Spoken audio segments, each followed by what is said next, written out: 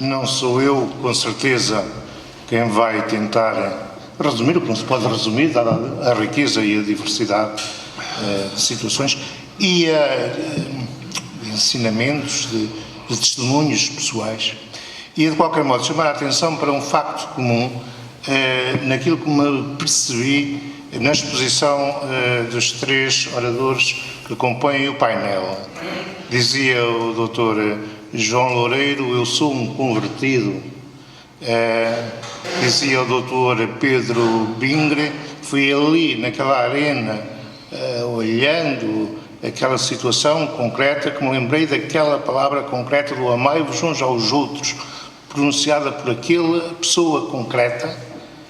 E dizia também o Dr. André que a minha vida mudou depois que iniciei este processo de trabalho pessoal e trabalho com a comunidade, com a catequese de adultos. Para mim, que bebi a fé com o leite materno, como acontece com a maioria de nós, acho que fica provado, se assim quisermos dizer, que aquilo que Bento XVI diz, que ao início da fé cristã há este encontro pessoal, íntimo, próprio de cada um com Jesus Cristo, é absolutamente verdade, está testado, está aqui nesta mesa. E, portanto, isto pode, como o Dr. Pedro Bingre bastante insistiu nos desafios, nomeadamente para os adultos jovens, este será um grande desafio de evangelização para a Igreja Diocesana. Eu gostaria só, não é propriamente uma questão, mas é um pedido de esclarecimento, de aprofundamento ao Dr. João Carlos Loureiro sobre o que é isso da Igreja estar, a expressão que utilizou foi, logo no primeiro desafio, a Igreja estar colonizada. E o que é isso de descolonização? Não, o que eu quero dizer, de uma forma simples, direta, peço desculpa há pouco por vos ter honorado com algo que não pude testar, já sabia que ia dar tempo a mais.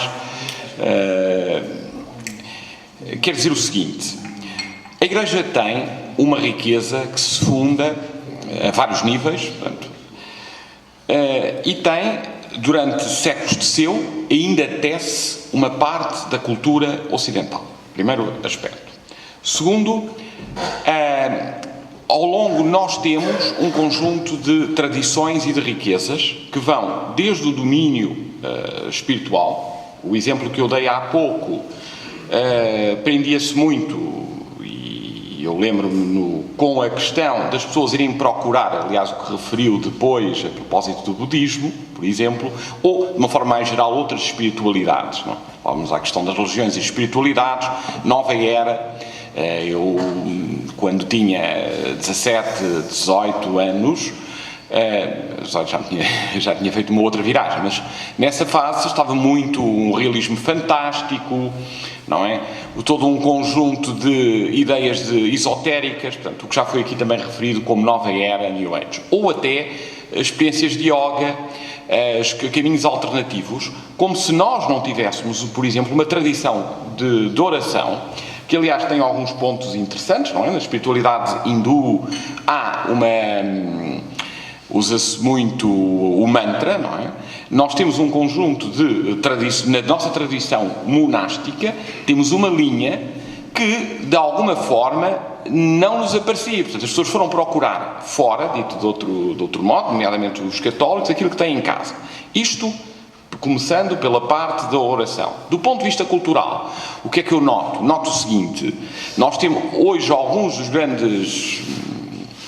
Eu, pela vida académica, pelos interesses intelectuais, tenho de ler muita coisa, por exemplo, na área da sociologia e da filosofia, alguma coisa, nomeadamente filosofia política, Alguns dos grandes nomes que andamos a discutir, por exemplo, de sociologia aqui, em Portugal e noutros países, são indubitavelmente grandes nomes, é preciso lê-los, não é? Eu, aliás, penso que não é essa parte, mas revejo muito na frase, na primeira carta aos Tessalonicenses, quando se diz examina tudo e guarda ou conserva o que é bom.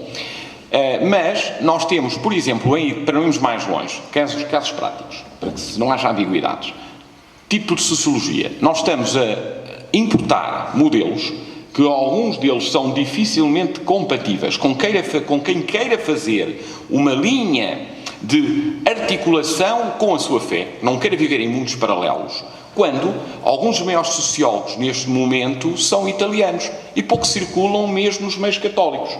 Mas outro exemplo prático para se perceber, eu não sublinhei este aspecto, mas eu sou membro e durante muito tempo dediquei-me, embora não seja neste momento o centro da minha investigação, a questões de bioética.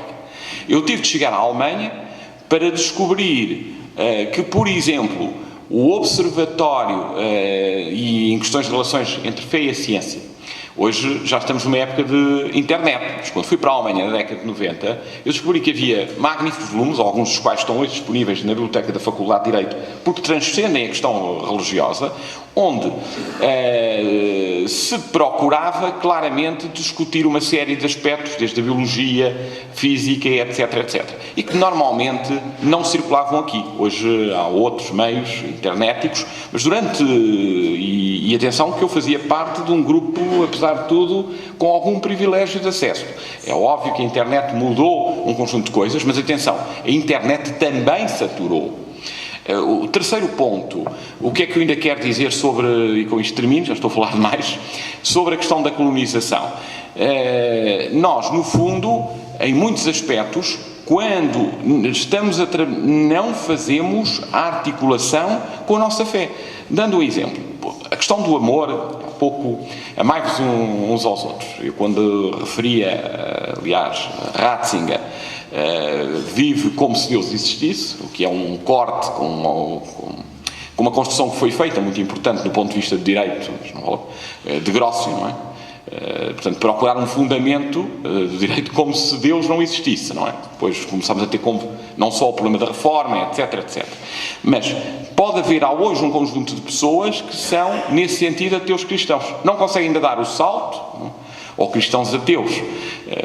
Pode dizer-se que é uma contradição nos termos, mas pelo menos aproximam-se e isto faz parte do seu horizonte, porque o problema maior, em muitos casos hoje, é certo que há um novo ateísmo, falou aí de Dawkins, podemos ir buscar outros autores naturalmente, mas o problema maior está hoje ao nível da indiferença.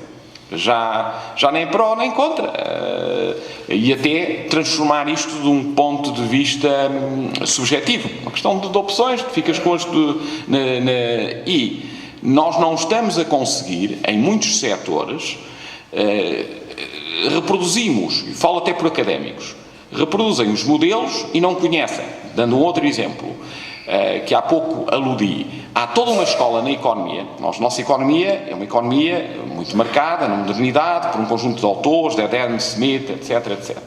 Mas a economia que influenciou a Península Ibérica durante uns tempos normais, filia-se numa outra escola, que é a escola napolitana, e não só, de uma forma geral, que tem um outro nome, que é a Escola da Economia Civil, que hoje começa a tem alguma expressão, por exemplo, na economia de comunhão, movimentos focolares têm uma linha nessa área. Há toda uma produção, por exemplo, tentar fraternidade, não é? Nós ligamos aos princípios revolucionários. Mas, primeiro, há uma tradição cristã da fraternidade, na década de 60, um livro pequenino, mas muito interessante, sobre fraternidade, e hoje há toda uma produção, por exemplo, em Itália, que tenta ver a fraternidade na economia, quais são as implicações. É um bocadinho voltar ao mote em sinais a cumprir tudo quanto vos mandei. Mas o que é que nos mandou? Há aqui uma zona que é de mandar e a outra de inspirar, da autonomia do mundo, mas temos que ter essa inspiração. Para termos de ter inspiração, temos de ter conhecimento. Uma última nota, e falei demais, o que é que me parece, para que eu há pouco tentava referir, que não acho que naqueles casos que são de formação interna, sobretudo para pessoas que com menor formação, não percebo porque é que se vai, as pessoas já têm um determinado modelo do mundo, já somos bombardeados em termos de comunicação social, porque é que se vai dar o mesmo? Porque é que, por exemplo, se vai pegar numa ética utilitarista e se vai reproduzir isso como se fosse um modelo da Santa Madre Igreja, como se nós não tivéssemos tradução, como se não tivéssemos filósofos, como se não, eu não vou aqui amassar-vos com uma série de nomes, era basicamente isso que eu queria dizer. Então, a minha preocupação são as minhas netas. Eu tenho, portanto, uma neta com 14 anos, outra com 15 e outra com 16. A 16 anos, portanto, fez o ano passado o crisma, não é? Pronto, e para, quer dizer, dividiu para, de certo modo, a formação, portanto, religiosa. Ela tentar tirar um curso profissional. E eu já disse, olha, portanto, Inês, tu tens que falar com os teus colegas que fizeram o crisma contigo e se quiseres, lá não há muito dos jovens, lá onde ela vive. E esteve com o senhor padre, do vosso padre, e portanto, se estiverem interessados, para formarem um grupo de jovens. Se eu percebi, a questão é já a formação não só para os jovens adultos, mas para os jovens ainda verdadeiramente jovens, que já não são adolescentes. Eu não sei se aqui o Dr. André, até porque eu ia confrontá-lo com 4 filhos, como é que a família ainda deixa tempo para este compromisso eclesial e aqui com 4 filhos que é também capaz de andar um bocadinho por aí, por esse tipo de experiência. 2 minutos, está bem? Pode ser? Olha, posso dizer, minha senhora, o que eu faço e procuro fazer lá em casa. Procuro eu a dar catequese aos meus filhos. Eu acho que é fundamental e o primeiro catequista dos filhos são os pais, são os avós. Muitas vezes os pais ainda não têm essa formação necessária para dar catequese, então são os avós. E os avós podem, nesse caso, os avós e os pais, podem buscar muitos subsídios justamente nesta proposta de adultos. Ou seja, eventualmente lá na sua paróquia, começar um grupo de catequese de adultos, onde a senhora e outras pessoas vão caminhando nestes temas e depois transmite os temas às suas netinhas, aos jovens, numa linguagem mais apropriada, e até esses jovens também ganharem a maturidade necessária para fazer esse encontro pessoal, esse salto, que é muito importante. Portanto, como não há assim nada, digamos assim, institucionalizado, é o que eu faço, eu procuro catequizar os meus filhos até o momento que estejam prontos para dar os seus passos sozinhos e os seus voos por conta própria. Padre Jorge, tinha também uma intervenção? Eu gostava, sim, primeiro agradecer por toda a mesa e uma gostaria de dizer ao Dr. Pedro Brito, porque gostei muito também do seu testemunho, foi tocante, e eu estava a pensar, que disse várias vezes, falou várias vezes as pessoas da sua geração, do género que semelhantemente dará procura, sentirá também angústias parecidas. Eu às vezes a minha experiência que tenho de padre não é tanto do SSA, é mais de gente que eu gostaria que procurassem e que às vezes parece não terem sede, mas acredito que possa haver, mas que não nos vão bater à porta ou que não vão vir. A minha pergunta era, como é que imaginaria uma paróquia ideal que pudesse acolher, ou que, digamos assim, que pudesse estar preparada para acolher gente que andasse assim à procura? Não sei se tive algumas experiências negativas, sei lá, achasse que aquilo não era nada tipo procurado. 3 minutos, Dr. Pedro, e foi a última pergunta, certo? Uma pergunta extremamente difícil essa. Eu não convivi com muitas paróquias, eu tive alguns convívios com grupos ligados ao CUMN, tive alguns colegas de faculdade que, entretanto, fizeram noviciado jesuíta aqui em Coimbra e tenho um primo que é missionário da Consolata, esteve no Quénia, em Nairobi, no Brasil, etc. E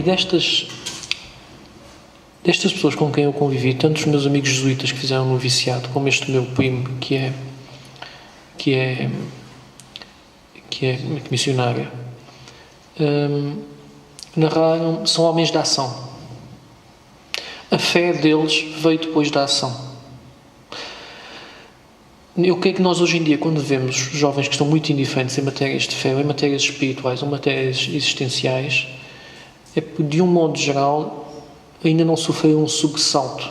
Isto é, quando a vida consiste em ter um trabalho das 9 às 5, chegar a casa, ter a distração da televisão, ter os jogos, ter a comida, quando o estômago está saciado, quando tudo corre sem quaisquer dificuldades, quando ainda possível no meio em que nós vivemos, nós estamos isolados da doença, da pobreza, da guerra, da velhice, da morte. Quando nós já estamos dissociados dos ciclos de vida, antigamente as pessoas no campo viam os animais nascer e morrer, as pessoas conviviam com a morte a toda a hora. Hoje em dia estamos isolados disto. Esses meus amigos e próximos, eles confrontaram os horrores da existência. Eu penso que não é por acaso que, à medida que aumenta o conforto material, não é só a escolaridade.